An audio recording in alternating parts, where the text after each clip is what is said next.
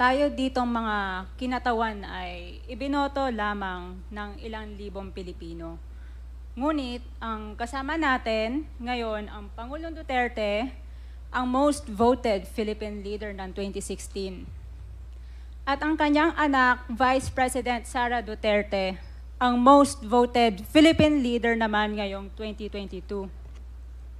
I would like to manifest na gusto ng sambayanang Pilipino ang pagdurog niya sa mga kriminal, durugista at NPA na terorista. Kaya sila ibinoto at patuloy na mahal ng mga Pilipino.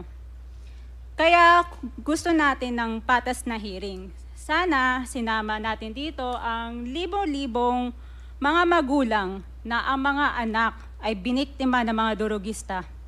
Ang mga ordinaryong Pilipino na naglalakad galing trabaho, tapos sinaksak o pinatay ng adik, lahat ng mga kababaihan, na kahit pati infant na babae ay ginahasa na ng adik.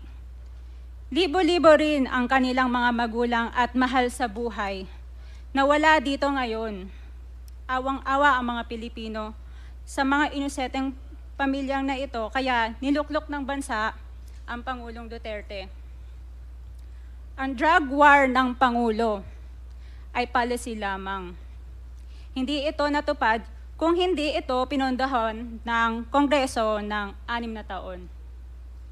Majority pa nga dito sa mga kinatawan ay naka-Duterte fist pa nung buong 6 na taon eh.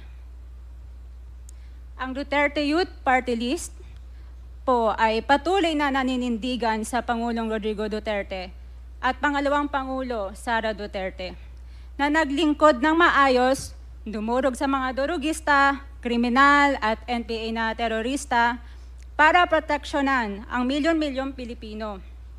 Bakit wala nag-iimbestiga dito o nag-iimbita sa atin sa sobrang raming Pilipino na biniktima ng mga durugista? And lastly, sa mga kongresista na kaalyado ng mga NPA, mahaya naman tayo sa topic ng pagpatay dahil kayo mismo, hindi kayo nagsasalita sa pagpatay ng NPA sa mga pulis, sundalo at mamayang Pilipino. Pati rin po sa mga natitirang resource persons na gusto mag-abogada papuntang ICC, si Attorney Maria Cristina Conti, na kandidato ngayon ng Bayan Muna Party List. Kasama po ang inyong katabi na si Nery Colmenares ng Bayan Muna. Sa NPA, nire-recruit ang mga kabataan para pabagsakin ang gobyerno at pumatay ng mga pulis, sundalo at tropa ng gobyerno. Di nyo naman kinokondena ang pagpatay nila.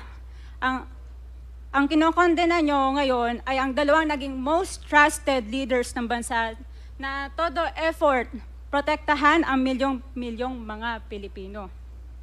In support sa advocacy sa Pangulong Duterte, ang Duterte Youth Party List ngayon, Kongreso ito, ang kaisa-isang nagpapanukala ng pagbalik ng death penalty para sa mga rapist, kidnappers, durugista at terorista.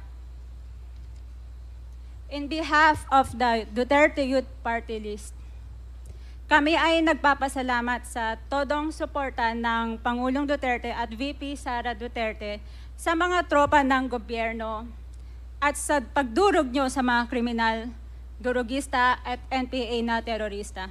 Yun lang po. Maraming salamat po, Mr. Chair. At magandang gabi po. Congresswoman. Salamat, ma'am. Mr. Chair. Bawal po pumalakpak dito. Kung gusto niyo pumalakpak, doon kayo sa labas. Maaari ba? Mr. Chair. Wala hong bastusan dito, ha? Sige, Congressman Acop, you're recognized. Thank you, Mr. Chair. I beg to disagree with my colleague. Kasi bata pa siya. Ako, I have given up my life for this country. The former president is only 2 years older than I am. But I have been fighting for this country. I was a member of the Philippine Constabulary and became a policeman after Republic Act 6975 was enacted.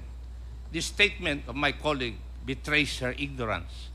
Kung gusto po niya na magpa-imbestiga, mag-file siya ng resolution and maybe refer to the appropriate committee to be fair with her. She is a congressman. she knows the rules. However, your statement or your statements betray your ignorance of our rules here in this House of Congress. So I beg to disagree, Mr. Chair, na sila lang ang nakikipaglaban at marunong makipaglaban sa kalaban. As I've said before, I have given the most part or most years of my life fighting the enemy of this country. Thank you, Mr. Chair. Thank you, Congressman Acop. Yes, let me emphasize na wala pong may monopolya ng pagmamahal sa bayan dito. Pare-parehas po tayo rito. And following the suggestion of Congressman Acop, kung meron kayong gustong paimbita, mag-attend kayo ng hearing. Hindi ma-attend kayo kapag andito lang ang dating Pangulo, ang ating Vice Presidente. Umattend kayo. This committee hearing, this Quadcom, makes announcements of all its hearings.